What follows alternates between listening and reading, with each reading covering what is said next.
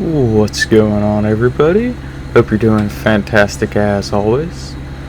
Today we're going to be looking at our outdoor red mosaic dragon guppy aquarium at night. We're going to be looking at all of these at night because of glare during the day from them being outside. So we're going to use an aquarium light during nighttime where it's completely black and highlight our tanks we have set up outside. I'm not going to talk for this whole video, we're just going to look at the fish for some of it, but I'm going to go ahead and describe what we have in this tank and what it is we're going to be looking at. So we're looking at the red mosaic dragon guppy. Now there are some thread fin variants in this tank that you'll see in there with the long bottom fin. And the plant we're going to be looking at for a good bit of it at the beginning here is hornwort. You can see it's looking very nice and healthy. The fry like to use it as cover, and the larger fish like it as well. Now planted in the bottom we mostly have some Taiwan lilies and a few other assorted plants. The cories we have in here are the orange laser Coridora. I don't think we've shown them too much. They deserve their own video, so we'll have to do that for them. The highlight of this video is this fish because it is so beautiful and the red really comes out very well in this particular strain of guppy. Corey from Aquarium Co-op even went so far as to call it the most beautiful guppy in the world. These guppies are all in a 29-gallon aquarium, rimless, outside on a rack. They do have a little bit of shade. They're not in direct sunlight. It is under a sunscreen, so they are in partial shade most of the day.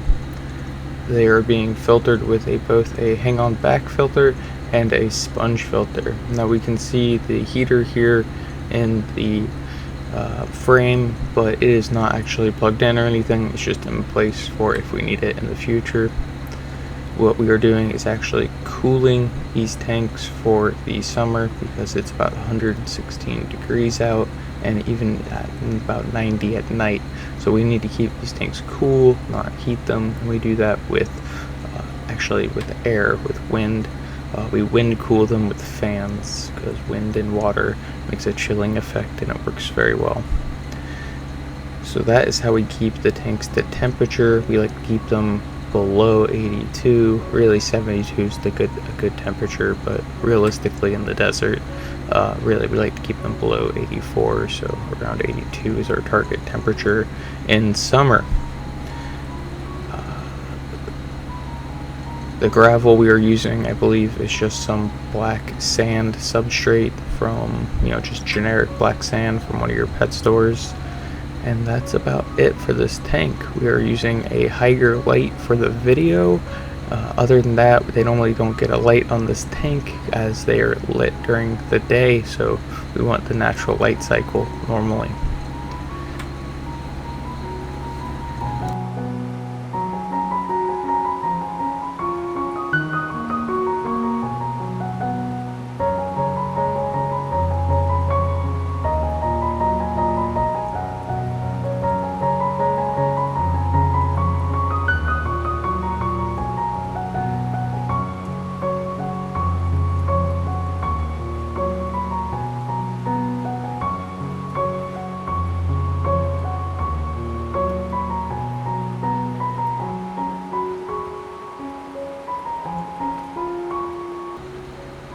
As promised, we can see the Taiwan lilies in frame now. Now these Taiwan lilies were just planted about 2 weeks ago, so they are still adjusting to their new environment and taking root.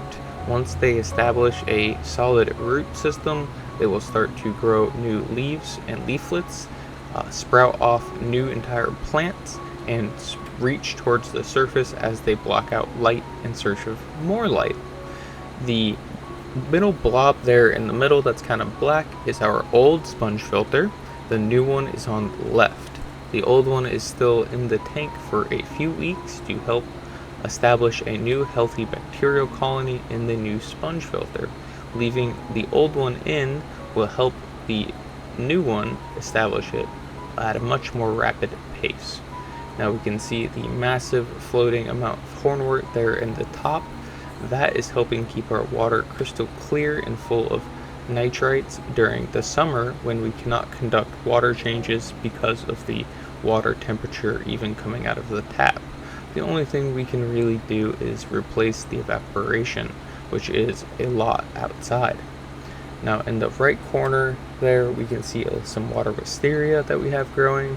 It's coming along, and we hope to see that progressing in more tanks as well.